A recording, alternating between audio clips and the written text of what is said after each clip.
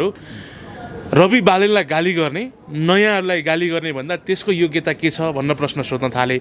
अब प्रचण्डका अपराधहरूलाई ढाकछोप गर्ने र उनको बचाउ गर्ने भन्दा बाहेक उनको त्याग के छ, जनताको निम्ति के गर्यो भन्न प्रश्न गरिराखेका छन्। जसले मलाई त्यसरी भनेको छ त्यो रवि बालेन या त एबिसी तिनले चाहिँ यो देशको निम्ति के गरेको भन्नु देख्छ छ कि हामी त मर्न हिँडेको मान्छे रौँ।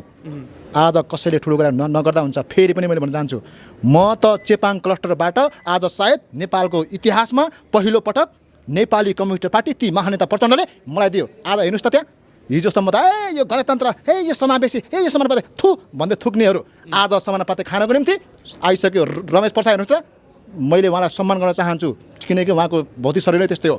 दुनियाँ देखेको छैन उहाँले, तर उहाँको पनि नाम आइसक्यो।